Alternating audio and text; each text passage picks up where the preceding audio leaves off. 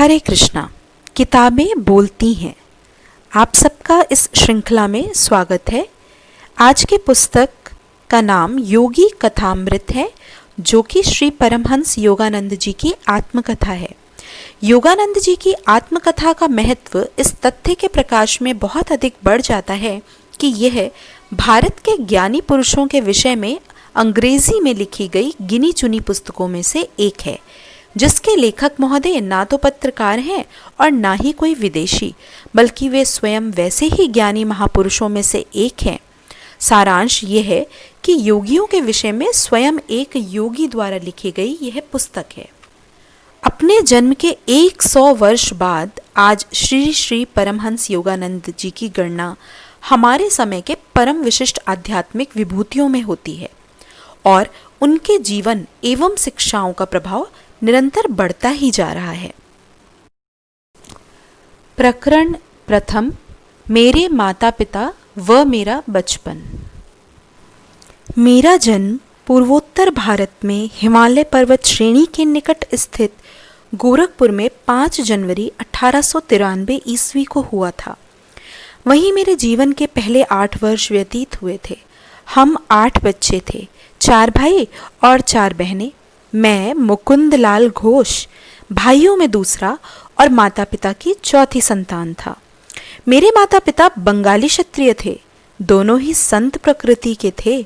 उनके शांत एवं शालीन दाम्पत्य प्रेम में कभी कोई अनर्थक व्यवहार व्यक्त नहीं हुआ। मेरे पिता श्री भगवती चरण घोष स्वभाव से दयालु, गंभीर और कभी कभी कठोर थे। उनसे अत्यंत प्यार करते हुए भी हम बच्चे उनसे आदर युक्त दूरी बनाए रखते थे।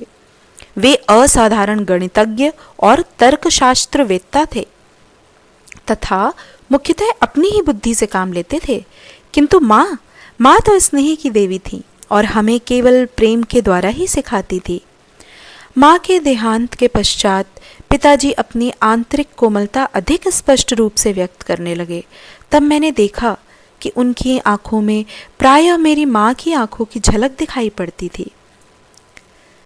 पिताजी के प्रति आदर के प्रतीक स्वरूप कार्यालय से उनके घर आने पर उनका स्वागत करने के लिए शाम में माँ हम बच्चों को कपड़े आदि पहनाकर ध्यान पूर्वक तैयार करती। पिताजी भारत की तत्कालीन बड़ी कंपनियों में से एक बंगाल नागपुर रेलवे में उपाध्यक्ष वाइस प्रेसिडेंट के समकक्ष पद पर कार्यरत थे। यात्रा उनके कार्य का हिस्सा थी। हमारा परिवार मेरे बाल्यकाल में अनेक शहरों में रहा। अपने वैवाहिक जीवन में पदार्पण करने के शीघ्र बाद ही मेरे माता पिता एक महान गुरु बनारस के लाहिड़ी महाशय के शिष्य हो गए। पिताजी लाहिड़ी महाशय से अविनाश बाबू के माध्यम से मिले थे।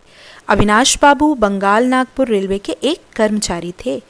गोरखपुर में मेरे बचपन में अविनाश बाबू मुझे अनेक भारतीय संतों की मन को तल्लीन कर देने वाली कहानियां सुनाया करते थे। वे सदा अपने गुरु की श्रेष्ठतर महिमा के विषय में श्रद्धापूर्वक कुछ न कुछ कहकर ही अपनी कहानी समाप्त करते थे। तुमने कभी सुना है कि किन असाधारण परिस्थितियों में तुम्हारे पिताजी लाहिड़ी महाशय के शिष्य बने थे? गर्मियों के मौसम में एक अलसाए दिन मैं और अविनाश बाबू मेरे घर के अहाते में बैठे थे। तब उन्होंने मेरी उत्सुकता जगाने वाला यह प्रश्न मुझसे किया। मैंने आशा भरी मुस्कुराहट के साथ नामे सर हिलाया। उन्होंने कहा, तुम्हारे जन्म से कई वर्ष पहले मैंने अपने वरिष्ठ अधिकारी अर्थात तुम्हारे पिताजी से अपना गुरु का दर्शन करने बनारस जाने के लिए इच्छा प्रकट करी और 1 सप्ताह की छुट्टी देने की याचना करी, परंतु तुम्हारे पिताजी ने मेरी इच्छा का उपहास किया। उन्होंने कहा, क्या तुम कट्टरवादी धार्मिक बनना चाहते हो? यदि जीवन में आगे बढ़ना चाहते हो तो अपने काम पर ध्यान दो। झाड़ियों में से गुजरती एक पगडंडी से उस दिन उदास मन लिए मैं घर जा रहा था कि पालकी पर सवार तुम्हारे पिताजी से मेरी मुलाकात हो गई। उन्होंने पालकी और नौकरों को विदा कर दिया और मेरे साथ चलने लगे। मुझे सांत्वना देने के लिए वे संसारिक सफलता के लिए प्रयास करने के लाभ मुझे समझाने लगे, पर मैं उनकी बातें बेमन होकर सुन रहा था। मेरा हृदय बार बार यही पुकार रहा था, लाहिड़ी महाशय, मैं आपके दर्शन के बिना नहीं जी सकता। हम लोग चलते चलते एक सुनसान मैदान के किनारे पहुंच गए, जहां सांध्यकालीन सूर्य की किरणें लहराती ऊंची जंगली घास पर चमक रही थी। हम लोग उस मनोरम दृश्य को देखने के लिए रुक गए।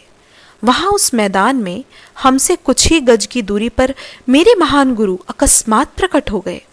उनका स्वर वातावरण में गूंजा, भगवती, तुम अपने कर्मचारी के प्रति अत्यंत कठोर हो। और इसके साथ ही वे जिस रहस्यमय ढंग से प्रकट हुए थे, उसी रहस्यमय ढंग से अंतर्धान हो गए। मैं जमीन पर घुटने टेककर लाहड़ी महाशय पुकार रहा था। कुछ क्षणों के लिए तुम्हारे पिताजी स्तंभित हो गए। अविनाश, मैं न केवल तुम्हें छुट्टी दे रहा हूँ, बल्कि वाराणसी जाने के लिए मैं स्वयं भी छुट्टी ले रहा हूँ। तुम्हारी सहायता करने के लिए जब चाहे अपनी इच्छा के अनुसार प्रकट होने की शक्ति रखने वाले इन महान लाहड़ी महाशय के दर्शन मुझे करने ही होंगे। मैं अपनी पत्नी को भी साथ लूँगा और इन महान गुरु से प्रार्थना करूँगा कि वे हमें अपने आध्यात्मिक पथ में दीक्षित करें।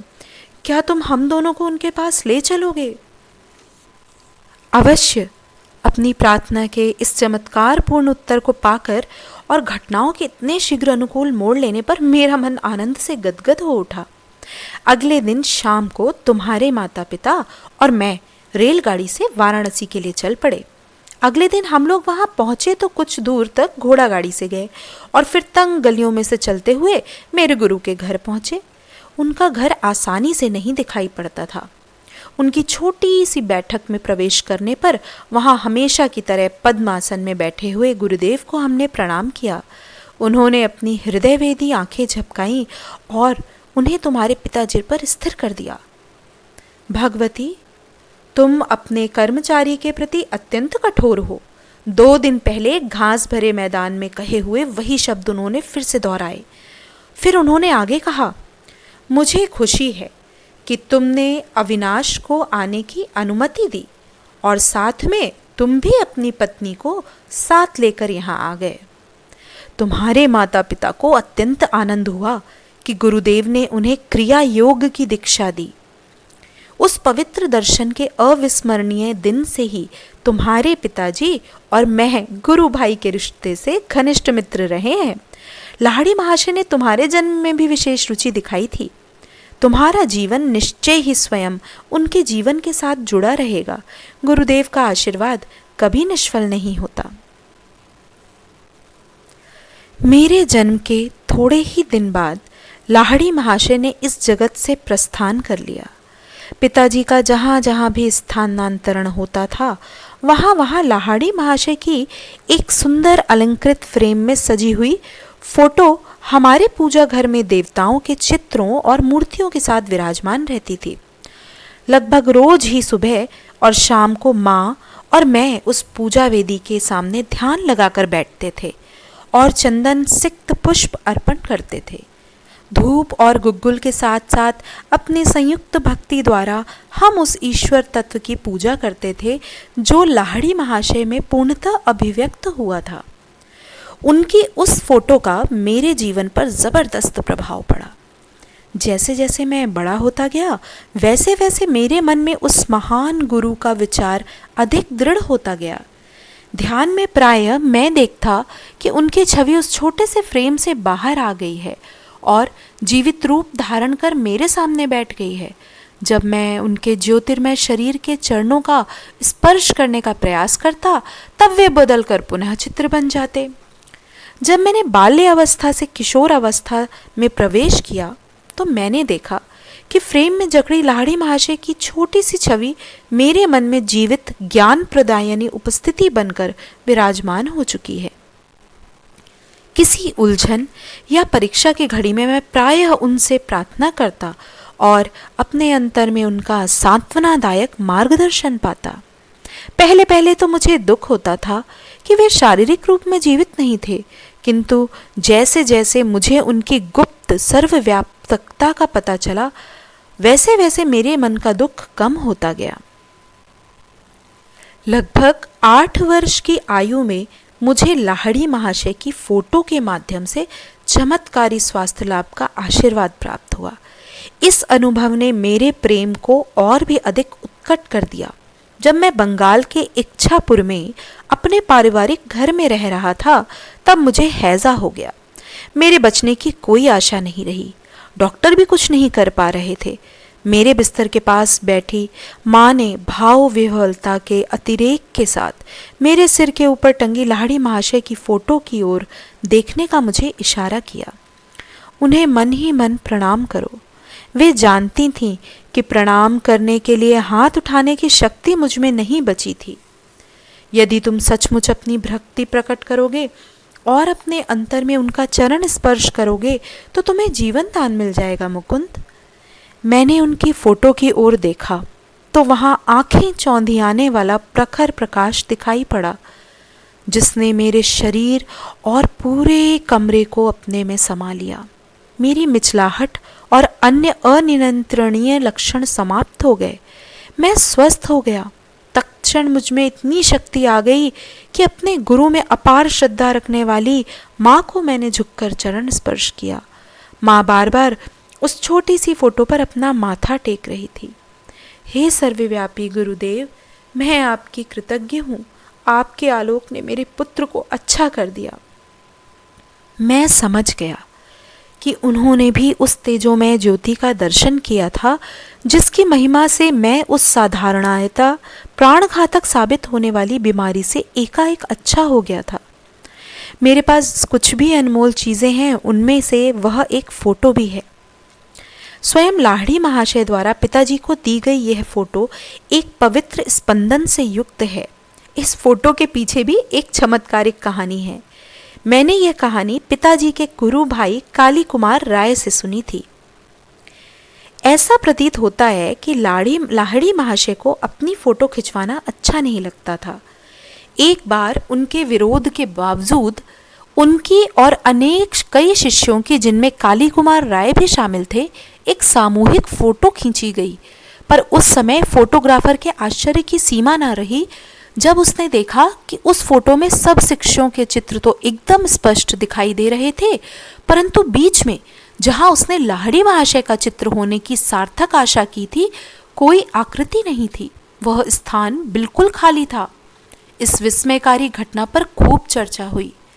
एक शिष्य गंगाधर बाबू ने, जो एक कुशल फोटोग्राफर थे, डींग मारी कि लाहिड़ी महाशय चाहे जो कर लें, वे उनकी फोटो अवश्य खींच सकते हैं। अगले दिन प्रातःकाल जब गुरुदेव लकड़ी की बेंच पर पद्मासन में बैठे थे और उनके पीछे एक कपड़े का पर्दा भी दिया गया था, तब गंगाधर बाबू ने अपने साज सामान के साथ वहां दस्तक दी। सफलता के लिए सारी सावधानियां बरतते हुए उन्होंने उत्कंठापूर्वक 12 फोटो खींची, किंतु शीघ्र ही उन्हें दिखाई पड़ा कि हर प्लेट पर लकड़ी की बेंच और पर्दे का चित्र तो स्पष्ट है, पर गुरुदेव की आकृति का पुनः कहीं पता नहीं। गंगाधर बाबू का अभिमान चूर चूर हो गया। अश्रु बहाते हुए वे दौड़े दौड़े लाहिड़ी महाशय के पास पहुंचे। कई घंटों के बाद लाहिड़ी महाशय ने इस सारगर्भित वाक्य के साथ अपना मौन तोड़ा। मैं ब्रह्म हूं। क्या तुम्हारा कैमरा सर्वव्यापी अगोचर का चित्र खींच सकता है? गंगाधर बाबू ने कहा, मैं देख रहा हूँ गुरुदेव, नहीं खींच सकता, परंतु हे सर्वज्ञ गुरुदेव, आपके देह मंदिर की एक फोटो प्राप्त करने की बहुत इच्छा है। मेरी दृष्टि संकुचित रही है। आज तक मैं ये नहीं समझ पाया कि आप में ब्रह्म पूर्ण रूप से वास करता है। फिर कल सुबह आओ, मैं तुम्हारे कैमरे के सामने बैठकर फोटो खिंचवा लूँगा। पुनः फोटोग्राफर ने अपना कैमरा फोकस किया। इस बार अगोचर रहस्यमयता के आवरण से रहित उस पवित्र महापुरुष की आकृति प्लेट पर स्पष्ट रूप से उभर आई। गुरुदेव ने इसके बाद कभी अपनी कोई फोटो नहीं खिंचवाई, कम से कम मैंने नहीं देखी।